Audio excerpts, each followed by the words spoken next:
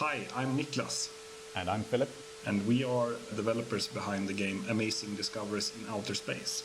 And you're listening to the Bammsters podcast. For whatever reason. And it's podcast time again. I won't even bother with which episode this one is, just say welcome and I hope you had a nice week. 8G, it's episode 8. Right now we have some news for you, and later we'll have Bamm complaining about demos versus betas. And finally we have some friends from Sweden, Cosmic Picnic. They are here to talk about their new game, Awesome Discoveries in Outer Space. Whoa, G, hang on. Just to reiterate again, guys, if you caught this on the RSS feed and you want a YouTube type version, click on the link in the actual website. You'll go straight to a YouTube type version. That's to the Bammsters YouTube channel. If you guys on the YouTube channel want the RSS feed, downloadable link and all that gloriousness, click on the link in the description. You go straight to that page. You can download it there. We've been getting some feedback saying people want to watch the YouTube version and they want to download it, blah, blah, blah. Go out, enjoy, have a listen, have a chill out, have a beer and a bacon sandwich. Yes, G, carry on. Thank you, Bamm, and to the news. The first bit I have is, I don't know if you've been following the hardware sales, but Microsoft has been keeping really quiet on hardware sales numbers lately. Are you talking about the Xbox One sales, complete overall throughout the planet, apparently, yes? Precisely, Xbox One sales. People have been estimating it at about 20 million, saying, oh, there might be and there could be, and blah, blah, blah. But EA kind of messed up recently. The CFO went on record saying that there's a reported 55 million current generation consoles as a market. They did this during a conference call, one of those shareholders, investors, blah blah things. And, Microsoft hasn't been saying anything, but Sony says they've sold 35.9 million PlayStation 4s. So if we subtract the numbers, blah blah, we get 20 million or 19 million Xbox One sold. And that's a little bit less than Sony. That's a lot less than Sony. Sony's almost sold double the amount of consoles than Xbox has. Yeah, the Xbox has kind of floundered this time around. But at the same time, at this point in the last generation, the PS3 was in this position. And it did catch up, so hey, it might just be temporary. Well, if you think about it, G, when PlayStation 3 launched, they launched it as a multimedia platform and not a gaming console. When Xbox 360 launched, they launched it as a gaming console. This time around, PlayStation has launched it as a gaming console, and Xbox has launched their console as a multimedia platform. Gamers want gaming platforms. You know, if you market it for gamers, gamers will buy it. If you want a multimedia platform, get a DVD player. You know, that's essentially what an Xbox One is. Well, that's how they try to market it. But, you know, hey, one of those. Poor marketing, poor strategy, poor gear, but, you know, sadly, it's the way of things. Moving swiftly on and off the console war topic, G, have you heard the latest news from Bungie? They are about to release Destiny 17. So in Destiny news and Bungie news and all that jazz, Harold has stepped down and he's appointed Pete to be president and CEO of Bungie. Yay! Did they give any reason, or did he just go, I'm sick and tired of Destiny, I'm leaving? Oh, I don't know. I really don't know. But it seems to me that it's probably like a corporate push out or whatever have you. The comment that bugged me the most was something that I think was Pete that said. His phrase was, "This is yet another new beginning and a new challenge for our studio. We remain committed to creating great experiences in Destiny." That's brilliant. I'm glad to hear it. But yes, it's yet another new start. How many new starts does Destiny need? How many? They've revamped the whole system like 3 times now. So yeah, a bit of bad news. Mr. Harold is out and Mr. Pete is in. Let's hope Pete can actually deliver on the original promises that said Destiny was. Because I've been playing the Division beta and I tell you what, mate, that game is awesome sauce. And to stay a little bit away from the gaming news and over to books, because hey, if there's one thing gamers love, it's reading books. No way. Yeah. But then where did most of the stories and games and ideas and movies come from? Books. So, you know, maybe if the gamers read more books, you know. And not just books, but Neil Gaiman, let's face it. If there's some guy out there who's really inspired gamers and games, it's Neil Gaiman. You don't mean Tolkien, yeah? You sure you don't mean Tolkien? No, you can't mean Tolkien. Nah, let's be honest, Tolkien inspired a lot of things. And I would be surprised if he didn't inspire, for example, Neil Gaiman and all the current writers. Because his style was fantastic. But that's my opinion. But on the news side, American Gods, one of Neil Gaiman's fantasy novels. Well, Americana, fantasy, and mythology all mixed into present-day America. That's actually being made into a TV series as well. Like recently we've had The Expanse. Last time we talked about Altered Carbon. And now we're getting American Gods as a TV series. It seems it's really time for people who are into all these books and all these stories and seeing them made into TV shows. I think it's a good thing. Yeah, look, I don't mind a new book, a new story, a new TV series and whatever have you, but there's already so much out there already that I haven't even watched. I get a very distinct feeling that the mainstream media is oversaturating itself with stuff that doesn't need to be done. I think American Gods can fit in. It's different from most of the other things. The story is different, and there is a need for it in some degree. There's a room for it. The Expanse, Altered Carbon, that's sci-fi. This is different. For the nerds and geeks out there, yes, we are getting a lot of interesting TV series. On the superhero side, we have all of DC, all of Marvel just spitting them out left and right. And that one is it's just getting to be too much. But I think this one, no, it can fit in. There's room for it. It starts filming in April in Toronto. So if people up there, go and take some spy photos for us. It's going to be filmed in Canada. Yes, the Canucks are making it. I might need to get hold of Space Hamster and Bruce and get them to take some pictures for us. Absolutely. Well, that's what I had for news this time. Yep, and believe it or not, guys, that's all I had for the news as well. Been a very slow week on the old news developments. Obviously, Destiny's gone through the drink again, The Division beta's out, and a few TV series that actually caught our attention. Nothing else is actually worth mentioning. In my mind. Yeah. Yeah, Bacon. Let's ignore Davos and all the big news. Yes. Yep. Hi, my name is Filip Karlsson. I'm one of the developers behind Amazing Discoveries in Outer Space, and you're listening to a Bammsters podcast. Hey guys, and welcome to Bamm's Corner. Yes, welcome back. The last time you guys were in Bamm's Corner, I was discussing the basic needs for Eve Valkyrie PC-wise. So awesome. Right now I want to discuss not just the Division beta, I want to discuss Rainbow Six, the Siege beta, and all betas similar to this, stuck behind the £5 paywall. A few months ago, I made a comment that the betas are so well polished and so well defined that these aren't betas, it's essentially demos. That these games are stuck behind a £5 paywall because the company wants a return on their investment into the development of the game.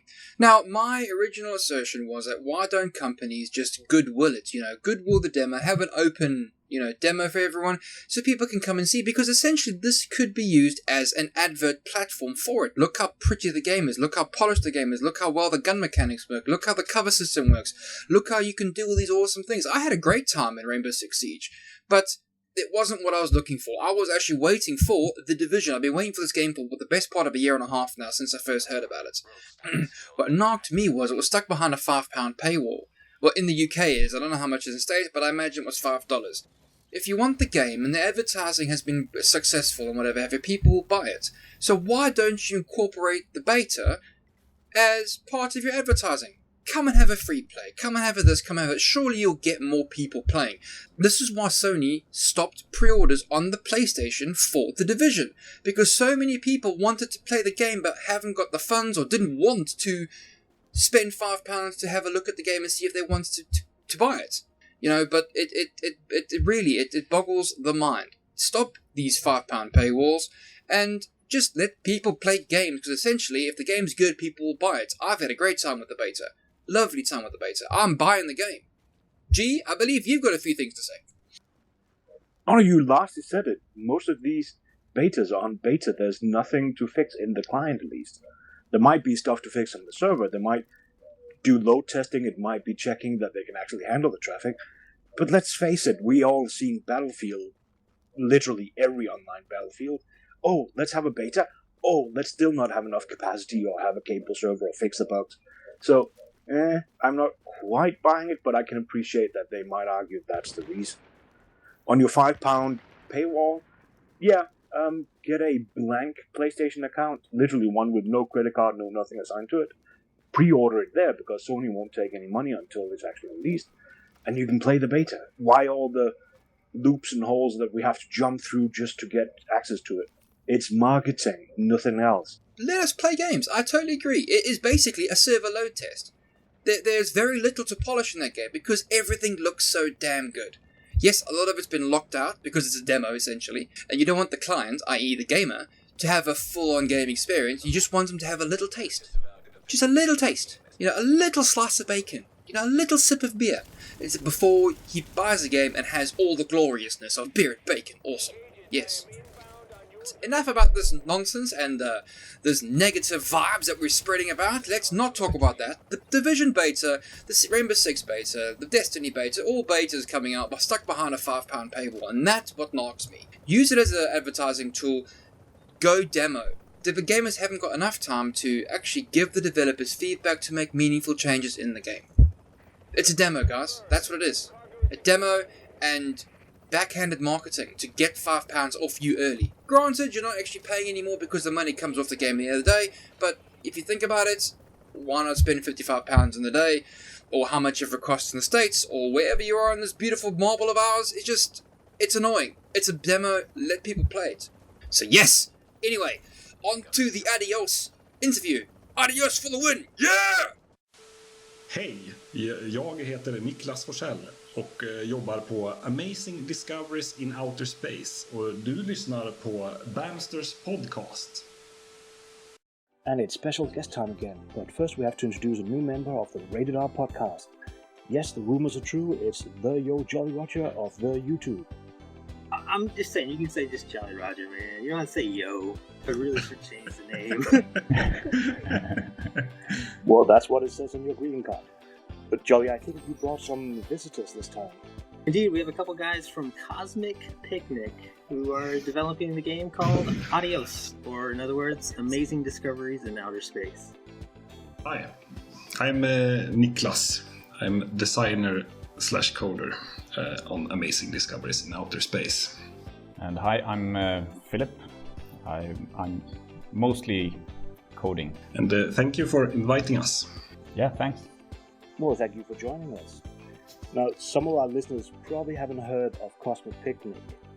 So, if you allow me to do a quick recap, you are 4 Swedes who formed your own companies in 2013 making indie games. Before that, you worked on various Battlefield Bad Company games, on Need for Speed Rivals, Mirror's Edge, and your latest game, as Jolly mentioned, is this Amazing Discoveries in Outer Space. Is that about right? Yeah. Yes. You have done your research well. Well, that is required. Yes. This Amazing Discoveries in Outer Space, can you explain it in your own words? Sure, we can. It's a 2D platforming / space sim, actually.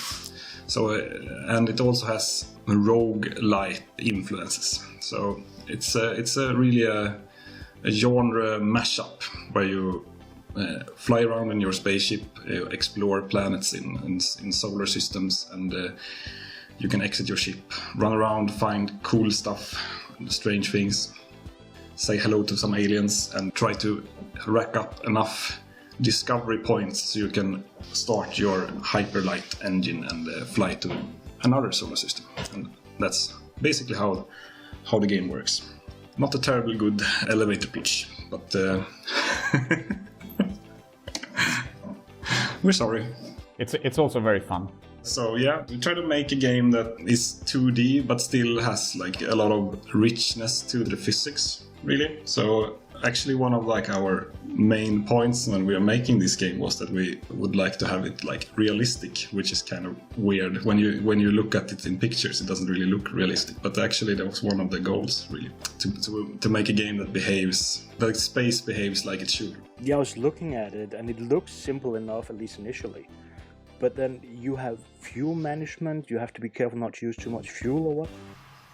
Yes, so that's perhaps the main game and mechanic. It's how you, like the most precious resource you have is fuel, and most things that you do cost fuel or energy, really. But you can save energy by using like the gravity fields of planets and the sun to like adjust your trajectory, really. And then you can save some energy by swinging around the sun, perhaps. You can also when you exit the ship, really, it doesn't really cost you any energy to run around with your astronaut on a planet's surface. So that's another way to save energy. So you can basically, here's something that I can shove into the ship and get some energy. So you can actually go outside and pick it up and take it to the ship. And in that way you can get some energy without spending energy. Well, allow me to nerd out there for a moment. Do you have to use things like O-berth maneuvers and Hohmann transfers and all the other things that they use in NASA? Yeah, you can do like similar things really, but you kind of do it. There's like you saw perhaps in the video that there's like a trajectory tool that you can use that predicts where you will end up when you don't really touch the controller, so to say. And that trajectory is like you predict it predicts where all the planets are in the solar system and their gravity fields and how it affects you really. So you can do some nice stunts there. So it's a matter of flying correctly and avoiding spending unnecessary fuel. Yes, and that's how NASA also like do their space flights. When they send a satellite out to Saturn, they really need to use the planets really to get some speed.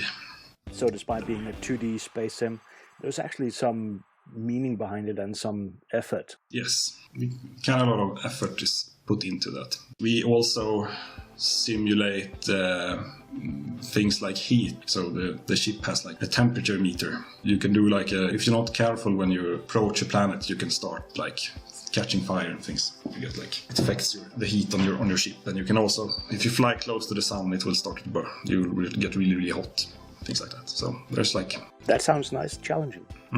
We hope so. I can already see myself hitting the sun. Like, is it going to be really hard or? The game. The game is quite hard. The more I'm listening to it, I was like, oh, cool, I can fly around like little planets. And now I'm like, I gotta watch my trajectory. Okay, but I wouldn't say that the game is not that hard to play, but it's really hard to beat the game. You can say that there's like 3 campaigns really in the game with increasing difficulty. And the last campaign is super hard to finish really. So it's kind of the end game content of the game really. I'm probably the only one that has ever finished it. I think that's true. That does sound like a challenge. Yeah, we kind of wanted something for the gamers to have something really challenging to. I think we have a challenge to any of the listeners. Can you beat the game in the first 24 hours? Yeah, that would be... Yeah, that's a really good challenge. Please try and do that. And if they manage to do that, send us a mail. And we will celebrate you. Yeah, well, we can see it on the leaderboard as well, I guess. Well, is there a trophy attached to it so we can see how many does it? Yeah, yes, there is. There's also like a really there's like, I'm not sure if you saw the hats perhaps in the trailer. I saw some. Yeah, but it's not really hats. It's mass amplification devices. So, but you unlock those during. You can find them on planets, basically. But if you manage to finish the game, like finish everything, like the last super hard mission, there's like a special hat that you will get. So you can actually brag with it on the leaderboard if you manage to get it. Nice. But what's the story in the game? I've noticed you can fly around planets and suns, but what are you doing? What is your character's goal? Okay, this story won't win any prizes. You basically start with your ship malfunctioning and you're crashing down on a planet's surface. What happens then is that the ship navigation computer fails and reboots and is restored from a backup that's like 1,024 days old. Which means that the ship computer has no idea where you are anymore. So that's how the game starts. Okay, so not just a mindless platformer. No, not really, but almost. Well, it's good. I like there being a story and a purpose to things. Yeah. We tried our best really to have some kind of meaning to it. In the game, we see you fly around this little ship. Can you change the ship or build it or make a new one? You can find new ships when you're exploring worlds. They have different abilities really, so you can try to find your ship that you enjoy flying. There's also some astronauts that you can unlock as well and find. So when we're looking at all these planets for these ships, is there anything else on the planets we can actually find besides the ships and the hats? You kind of need to explore the planets. When you're walking around on the planet surface, you might find like a radar system or some weird crystal or something. And those things, if you find them and you scan them, they give you points. And these points, you need to rack up these points to be able to activate your Z drive, which is the faster than light engine that's on this ship. You can also find like things that give you energy. Or there's also things that actually changes the properties on your ship and astronaut, and that's like it's basically power-ups really. So there's quite a lot of stuff that can be found on planets, and aliens and things like that as well, of course. Are these like friendly aliens, or am I gonna have to? Wait, there's no guns. No, but all the aliens aren't nice. You're kind of intruding on their home world already, so I don't. I think they are entitled to chase you away. There's aliens that are both like completely harmless, and aliens that are try to eat you and try to eat your ship and things like that. A lot running away. Yeah, you can actually use your mass amplification device to defend yourself. So you can throw it at things and run away. I like it. Jolly, anything else on the game itself? I was looking. Another thing I saw, and it was there was a flashlight, right? So it looked like the planets actually got dark while you were on exploring. Yeah. So the planets have day and night cycles. The day and night cycles also affect things like the temperature on the planet. So if you land on a really warm planet, it's better to land where it's during night time or the night side of the planet, really, because it's colder there. And it also affects things like the creatures that live on the planet. They sleep, and so basically it can be that during nighttime this particular alien is sleeping, really. So it's more safer to run around during the night. It could be like that, but some planets actually have creatures that sleep during daytime. So things like that it affects. Gotcha. There was I saw something with a mushroom. You picked up a mushroom and chomped it? Yeah, there's like the ship has a tow cable really that you can fire and attach to things, and you kind of use it to move objects around. So what we did there, most items can actually be picked up by the grappling hook. So you can. That's why in the trailer we hook a mushroom really, because it looks cool. Yeah. But and you can use it to displace like asteroids and larger things as well. So, can you drag the space station around? I think I saw something space station-y in the video. Yeah. Sure. Some things you can also extract fuel from. Yeah, with the grappling hook, you can drain energy from machinery with it. So if you hook it up to a space station that's full of energy, you can actually steal the energy from the space station. Then I hope the aliens don't mind that we take their energy. Yeah, you have this moral side of it, yeah. But I think most of the space stations, they are like this, it's derelict things really. And it's remnants of a civilization that has been colonizing the galaxy for quite a while. And they leave quite a lot of junk around. That sounds like humans. Yeah. It's basically the hero of the game is part of that civilization. In the game, as you fly around and you say you can hook things, can you find any space hamsters? Space what? Sters? Space hamsters. You know, space mini hamsters. Giant space hamsters. Okay. Yeah, perhaps. there might be some hamster-like creatures. things. Yes, and they certainly behave like hamsters. Almost. So friendly alien hamsters. Nice. Yes. Initially, we mentioned that you are a new team from 2013, and you're just 4 guys? That's correct. I would think nowadays you need 100 people to make a video game. It would have been nice to be a few more, but 100 would have been a bit much, I think. Yeah. And what we are 4 people, but we haven't really, it's not 4 people working full time, because that would be really nice as well. So we're basically 2 full-time employees, I think, in total. Like in average, I think we have been 2 full-time employees. Well, that's the challenge of indie games, I guess. It's a matter of finding the love in the game as opposed to earning a lot of money. Yeah, I mean, you need to set the scope of the game to, to match your team size, really. And we don't really have that much money, so we kind of need to do things the smart way instead. So we don't really want to lock up people for a long time. We try to make, like, Jon Holmwall is our graphical artist, for instance. We made up a plan where he came in and did a lot of work in some months, really. And then, after that, we could continue with doing programming stuff like creating leaderboards and user interface and things. So we don't really spend a lot of Jon's time for no reason, really. So we try to work smartly, really. Looking at the list of games that you have worked on before this company, Battlefield, Mirror's Edge, Need for Speed, I would assume it helps having all that experience behind you already. Yeah, I think it has been really useful for us. Don't you agree, Filip? Yeah, well, it's certainly, we're not surprised by all the things that have happened during development anyway. No, you're kind of a bit jaded, so It's nice when things work, but you kind of expect things not to work. Yeah. You had the experience that things break. Yeah, we have had these moments during development that is like, oh my god, this is like a real project. We have the same problems.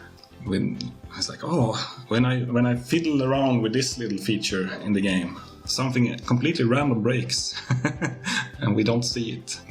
And that's the things that you kind of see all the time during game development, that it's hard to change things. It's also hard to make your own engine and make a game at the same time. We have done that. Yeah, we've done that at least twice before. Yeah. It's generally a bad idea. Now we did it again. Yeah, it's incredibly stupid. We don't learn. Why did you actually make that step? Because I would think being with a larger company grants certain security. For me, I can only speak for myself, but I had been working on other people's games for quite a lot of years. So I just wanted to make my own game, really, and at least like once in my lifetime, I would make a game from scratch myself, really, and like have quite a lot of so not being told what to do, but really decide what's going to be in the game, really. So it feels like that's something that you, as a game developer, should do at least once. At least it felt like that for me. Yeah, but I agree. I think it's been a really good experience to make this game. I mean, for myself, it was like after, I really love working with AAA titles as well, large teams and large products, but just felt like, it was time to try something new, at least for a while. So it's really that creative freedom and work freedom that makes this worth it. Yeah. Yes, totally. And it's like I have small children at home, and it's really nice to be able to set your own work hours and so on. So I mean, it's not less work to make indie games, but it's more free, which is really nice. So you're more free to work when you want to and how you want to, as opposed to being part of a larger team. Yeah, there aren't that many dependencies. I mean, if you work in a team where you are 100 people and you need to finish something so that you don't stall 3 other guys, then you can't really set your own work hours in that environment. But on the flip side of it, then there would be certain hurdles to not have those 100 people behind you. Yeah, definitely. But I mean, that's part of the challenge, and that's what you learn from. So I mean, I think at least I'm a better game developer now after having this experience. Yeah, I agree. I've learned so much during these years, really, with this game. It's totally been worth it from that point of view, really. So there's a pro tip: if you're working for a large company, quit and form your own. Yes, and be poor. Yes, that's the downside of it. It's a labor of love. Yeah, it is. Yeah. There's a lot of personal. It feels really personal, this project. So since you put so much of yourself into it. And it's really, really nice to be able to work on a game that you want to play it yourself. You make it because you like that type of game, or you like the game that you create, which is not always the case when you work on AAA titles. Oh, is there something you want to share? Well, I mean, the titles you work on, I mean, it might not be your favorite genre, for example. I mean, you probably enjoy the game to some extent, but I mean, it's not always required that you love the game that you work on, because you might only be working on a very small part of it. Depends also, I guess, what kind of role you are in the project. Yeah, sure. So if you are the lead designer, you probably should like the game. You kind of need to love your product, I think. Yeah. But if you're implementing the patch system in a first-person shooter, it doesn't really matter what kind of shooter it is, perhaps. But you can be the foremost expert on patching systems in the world. So there's it's like the bigger project there are in, like, when you do like these big AAA titles, there's room for people in niches, really, that you kind of don't really perhaps know exists even. How long has ADIOS been in development? It's two years, perhaps 2.5 years. It was like I worked on the game myself for 1 year, I think, and then I introduced it to Filip, or not Jocke, our musician, Joakim Kanon. He's like a childhood friend, so he's been helping me out with the music on this game for quite a while, really. It's like I had a prototype it's like ancient. I made the first code really on this prototype like way before I actually worked in the games industry. Jolly, any other questions? I am kind of curious why such a long genre name. You mean I will pretend that I know the name now. So I'm looking at it right now, so go ahead and spit it out. Okay. It's a joke, okay. But no, you mean the 2D space simulator platformer roguelike explorer map hybrid genre did we mention space game?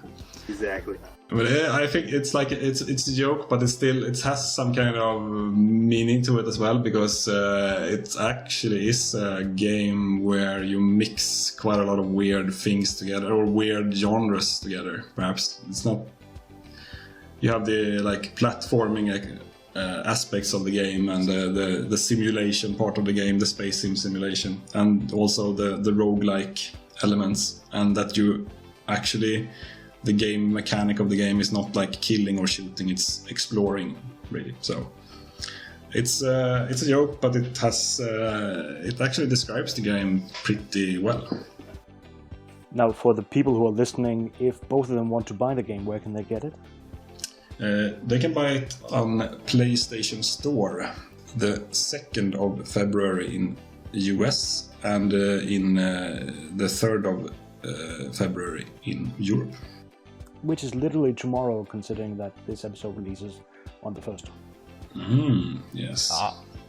So go buy the game, but wait a couple of days before. In a couple of days, buy the game. So I should say it that way instead. You have to edit this. Oh, you will fix this in editing. Yes, this will not make it to the final cut. Yes. It's the floor. Yep, I totally believe you.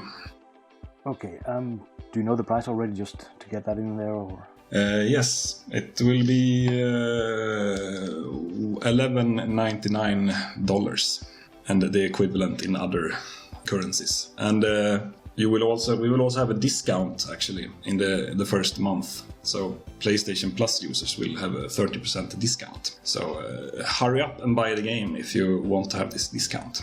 Not bad, not bad. Will we see the game on other platforms? And I'm asking because on your website there's a picture of somebody's work desk with an Xbox controller. Xbox 360 controller. We will most likely will be released on other platforms as well. Yeah. Nicely non-committal. And I think mainly game consoles. But we are not really that far into it yet. But and it also depends a little bit how well the game goes. So we kind of need to. If you want to play it on other platforms, please buy it. Buy it on the wrong platform first. Oh, that's brilliant, Filip. Yeah, it is allowed to buy it for all the platforms. Pro tip: if you don't have a PlayStation, go to PlayStation Store, buy it anyway. Buy it anyway. But sure, we are considering Xbox One and a PC as well. This is where I should insert a please release on OS X.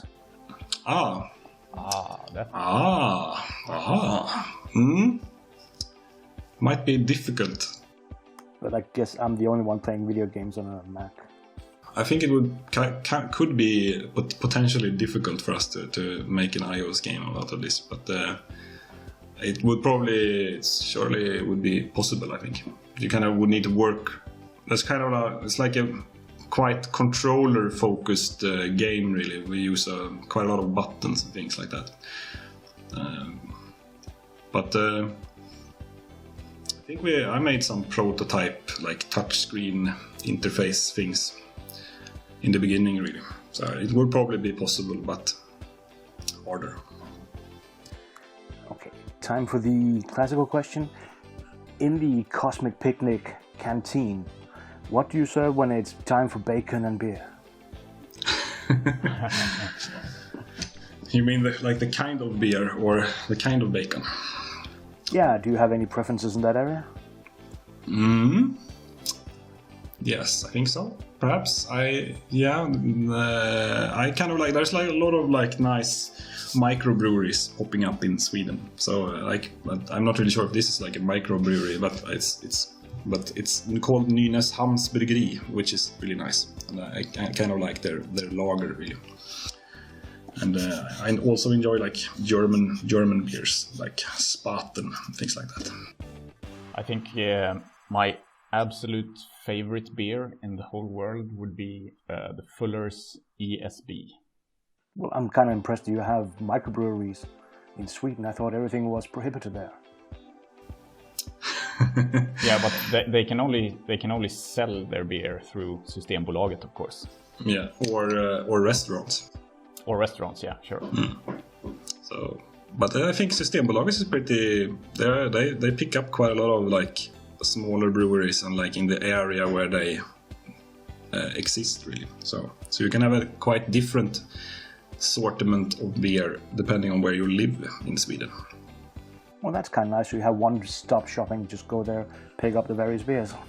The various warm beers. And for bacon, I think it depends on what you serve with the bacon. Ooh, we have a connoisseur. I think apple smoked bacon. That's nice. That sounds really good. I kind of I like bacon for breakfast, really, with like scrambled eggs. I think I'm on that one as well.